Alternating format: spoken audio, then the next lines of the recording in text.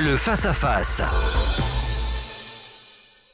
Mesdames et messieurs, bonjour, bienvenue dans cette émission Face à Face, une émission spéciale provinciale 2019. Nous en rejoint dans ce plateau de Jimmy Welepan sur Koné deux invités. Nous avons à ma droite Nadège Fèvre pour l'Union nationale pour l'indépendance et à ma gauche, nous avons Gérard Poadja, sénateur de Nouvelle-Calédonie et notamment tête de liste de Calédonie Ensemble. La première question va revenir à Nadège Fèvre.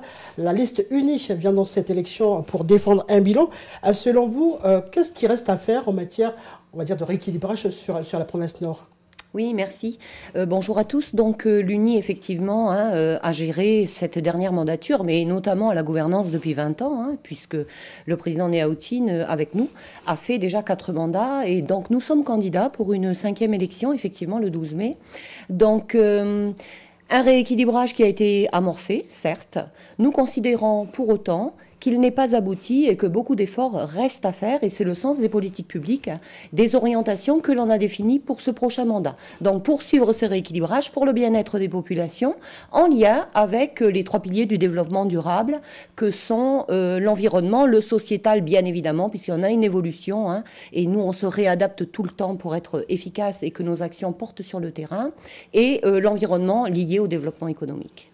Alors, Gérard Poadja, dans ce rééquilibrage, est-ce qu'il est équitable d'une côte à une autre, selon vous ? Bonjour.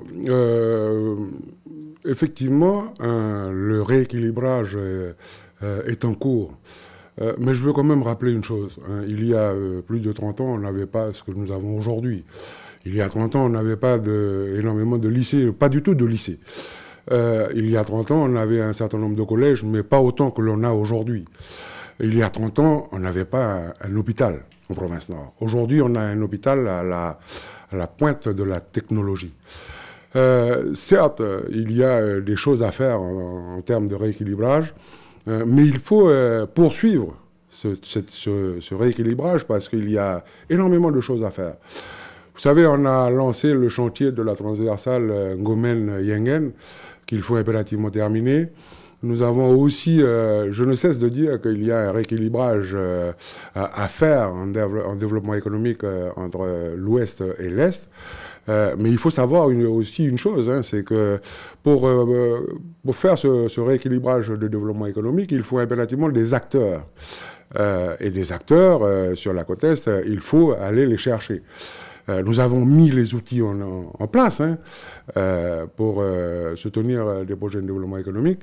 Ce que je veux surtout dire ici aujourd'hui, c'est que beaucoup de choses ont été faites sur terre de droit commun. Mais ce que je souhaite aussi, c'est que l'on puisse, nous, propriétaires de terre de droit coutumier, soyons aussi acteurs du développement économique, mais aussi acteurs de l'aménagement. Certes, il y a des infrastructures qui ont été réalisées sur les routes provinciales de la côte Est. J'en veux pour preuve parce que je suis président de l'aménagement. Nous avons fait énormément de réalisations, mais il reste encore à faire. On l'a entendu, Gérard Poadja, dans cette conjoncture extrêmement délicate, Nadège Fèvre, qu'est-ce que la province Nord peut apporter aujourd'hui ? Est-ce qu'il n'y a pas des passerelles à réaliser, par exemple avec des acteurs économiques, pour que le développement soit plus efficace ? Oui, alors effectivement, nous on considère que le développement qu'on a porté ces 20 dernières années et au cours de ce dernier mandat, où on a été seul à gérer aux manettes à 9 une assemblée de 22, bien que, comme l'indique M. Poadja ici, les 22 élus de l'Assemblée, on a été dans une dynamique partagée de consensus et il n'y a jamais eu d'opposition. C'est dire que les politiques publiques, on les a partagées aussi. Elles ont été soutenues par nos 22 élus parce que je pense que tout le monde est très très conscient des réalités de la province Nord et des préoccupations qui concernent nos populations. Alors nos outils de développement, comme l'indiquait M. Poadja, pour le coup, effectivement, on a mis en place, nous, des outils que sont nos SEM d'économie mixte. Après, vous imaginez bien que l'usine du Nord, ça a été un levier de développement qui nous a permis des emplois induits, etc. On n'a pas ces acteurs de développement, et notamment sur la côte Est, bien évidemment. Mais la côte Est, le rééquilibrage entre nos deux côtes, ça reste une de nos préoccupations. On porte des politiques publiques là-dessus aussi. Mais après, on a cette économie verte, bleue, qui est notre environnement, notre biodiversité, le côté marine, que l'on développe aussi. On a initié des plateaux techniques, on a quand même 2 lycées aussi, on a quand même des infrastructures, si vous voulez, qu'on a mises en place.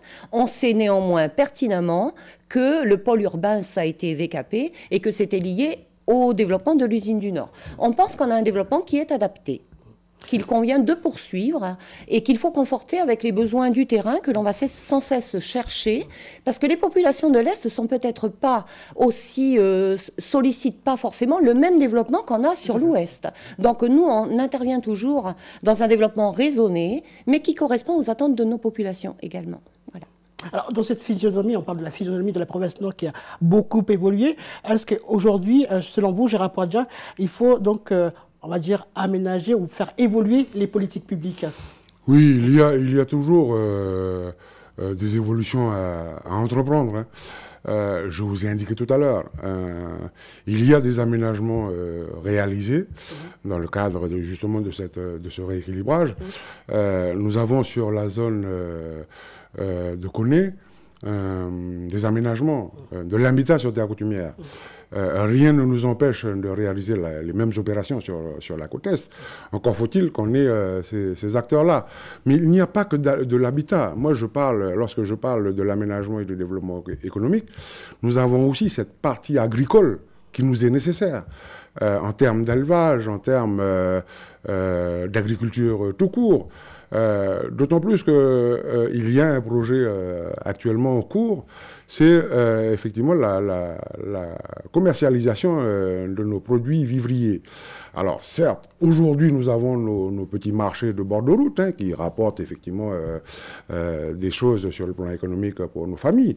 Mais si on peut évoluer, tant mieux. C'est la raison pour laquelle je dis qu'il y a un rééquilibrage à réaliser entre l'Ouest et la côte Est, parce qu'il faut aussi qu'on arrive à apporter le développement économique sur la côte Est pour maintenir nos populations sur place. Nadège Fèvre vient de nous indiquer le pôle économique qui est sur la zone VKP. On voit aujourd'hui la réalité. Nous avons énormément fait d'aménagements pour accueillir justement cette population qui arrive de partout d'ailleurs. Elle ne vient pas que de la côte Est. Mais je trouve qu'il y a nécessité de faire beaucoup de communication, mais aussi de l'animation par nos services auprès de cette population, parce qu'il n'y a que comme ça qu'on pourra détecter de futurs acteurs du développement économique. Alors, dans ce développement, Nadège Fèvre, la physionomie de la province Nord, on l'a dit, a beaucoup évolué. Il y a ces problèmes de société que la province rencontre également. On va parler de la santé, en matière de santé. La sécurité, aujourd'hui, on va dire, règne au sein des dispensaires. Quelles solutions peut-on apporter, en plus de celles que la province Nord apporte aujourd'hui? Alors moi, j'ai toujours des difficultés quand j'entends des mots comme insécurité, parce qu'on se croirait en zone de guerre. Donc pour le coup, je ne considère pas, je considère que la province Nord, c'est une province sécurisée, où les gens vivent en bonne harmonie. On a des soucis d'incivilité, comme dans tout pôle urbain, comme dans toute zone en développement, avec une jeunesse parfois qui se cherche, parce qu'il est vrai que pour le coup, je ne veux pas minimiser les faits qui se passent dans nos dispensaires et ailleurs, mais ce sont des zones de vie. Et on y retrouve effectivement des problématiques particulières que nous ne négligeons pas. Donc, comme vous le disiez, Cédric, pour le coup, nous avons entamé, et déjà depuis 2010, déjà à Bélep, mais là précisément sur ces 2 dernières années, sur Kwawa, Kanala, Puebo, parfois Wegwa aussi, donc dans les dispensaires, nous, la province Nord, nous considérons que nous apportons des outils à proximité des gens pour leur bien-être. Ça fait partie du rééquilibrage.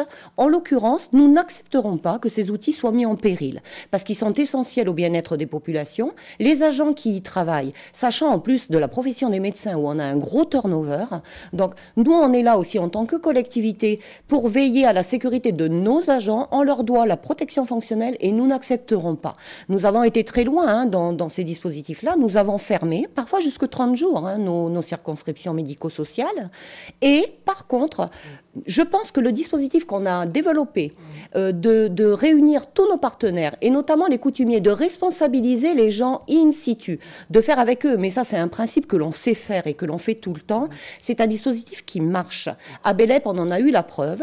Donc il ne s'agit pas de délation, mais on a responsabilisé les gens en disant de s'occuper des auteurs des faits, etc. Et on est allé très loin en disant que sinon, ils savent qu'on s'appuie sur eux. Et je crois que la réponse, elle est là. Elle est pratique, elle est efficace et elle est pertinente. Et nous, on s'appuie beaucoup sur nos populations locales. Gérard Padois, la solution de fermer les dispensaires est utile. On va parler aussi de la place du coutumier. Vous êtes coutumier également. Est-ce que vous êtes sollicité dans ce dispositif?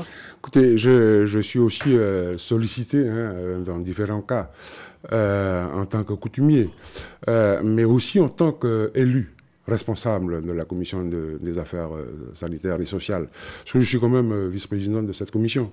Alors effectivement, j'ai été sollicité à plusieurs reprises, d'ailleurs, sur les difficultés que l'on rencontre dans nos dispensaires. L'exemple du problème de Ouégoua, du dispensaire de Ouégoua, l'exemple aussi de Bélep. Vous savez, je veux juste dire que nous avons une énorme chance en Nouvelle-Calédonie d'avoir des dispensaires dans chacun de nos villages. Contrairement à la métropole, en métropole, vous faites des centaines de kilomètres pour accéder aux soins. Même les professions libérales n'existent plus dans un certain nombre de villages. Aujourd'hui, nous, on a cette chance-là. Donc, c'est la raison pour laquelle il y a énormément de travail de communication à faire. Il peut y avoir des travaux d'aménagement ou une sécurité à obtenir pour nos différents dispensaires. Mais je rappelle quand même que j'ai été à l'origine, en tant que sénateur, du renforcement de nos brigades de gendarmerie, d'une brigade motorisée en province Nord. Je pense que si on évite de faire certaines choses, il faudra certainement, parce qu'on aura besoin en permanence de nos dispensaires.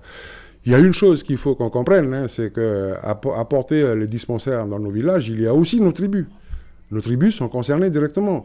Quand on voit qu'aujourd'hui, il y a quand même une population vieillissante, moi je regrette quand même et je déplore que l'on ait subi ces actions-là au niveau des dispensaires, parce que, comme Mme Fèvre l'a indiqué tout à l'heure, on a aussi du personnel et on a énormément de soucis pour trouver du personnel de santé qui accepte.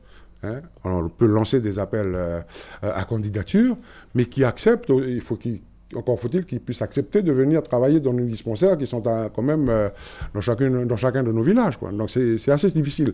Moi, ce que je souhaite maintenant, c'est qu'il y ait une véritable coopération entre nos institutions, coutumières, communales et provinciales, pour qu'ensemble, on mène une véritable action pour que toutes ces choses-là cessent. Ça va être ma dernière question, une question qui est adressée à Nadège Fèvre. Qu'est-ce qu'un bon élu aujourd'hui au sein d'une assemblée provinciale? Un bon élu, à mon sens, c'est quelqu'un qui restera proche. C'est pas parce qu'on est élu qu'on ne doit pas être accessible. Moi, je considère qu'on doit rester proche des populations, disponible pendant le mandat qui nous est confié. Si on est là, c'est bien parce qu'ils nous ont soutenus.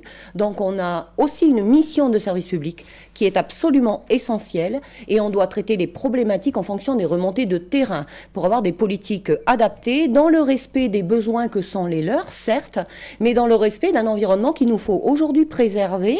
On apporte les sujets du développement et des infrastructures nécessaires au bon épanouissement, à leur bien-être, certes, mais dans le respect de notre environnement, parce qu'il ne faut pas oublier qu'on est une petite île, qu'on a une activité minière aussi qui est importante, et qu'aujourd'hui on a des normes de construction aussi qui sont respectueuses de l'environnement. C'est pour cela qu'aujourd'hui on propose de continuer nos politiques publiques, parce qu'on les considère adaptées et on a des résultats et un bilan satisfaisant que l'on continue de porter avec tous les camarades, d'ailleurs les 22 élus de l'Assemblée, mais dans le respect de ces nouvelles dispositions-là et à travers les 3 piliers du développement durable pour le mandat qui vient. Nadès Fèvre de la liste Union nationale pour l'indépendance et Gérard Poadja, sénateur de Nouvelle-Calédonie et tête de liste de Calédonie Ensemble, nos invités ce matin sur La Première. Merci de votre attention. Excellente journée sur La Première Nouvelle-Calédonie. Le face-à-face.